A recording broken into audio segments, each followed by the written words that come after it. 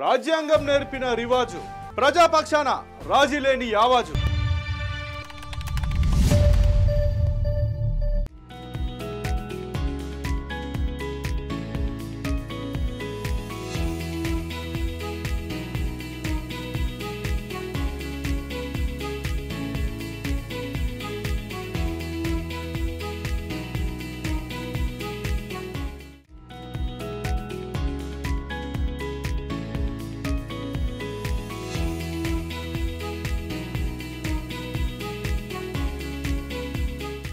భారత అంతరిక్ష పరిశోధనా సంస్థ ఇస్రో రోదసీలోకి పంపిన అలసంద విత్తనాలు, బొబ్బర్లు సూక్ష్మ గురుత్వాకర్షణ వాతావరణంలో 4 రోజుల్లోనే మొలకెత్తాయి.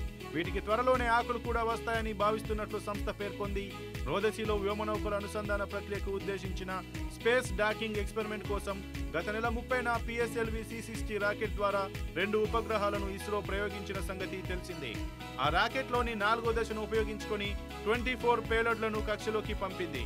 ఇందులో compact research module for orbital plant studies అనే సాధనం కూడా ఉంది.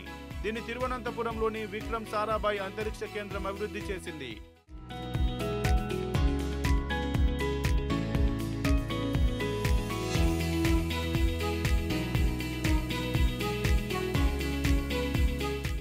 ఇందులో 8 అలసంద గింజలు ఉన్నాయి. సూక్ష్మ గురుత్వాకర్షణ వాతావరణంలో మొక్కల ఎదుగుదలపై అధ్యయనం చేయడం దీని ఉద్దేశం.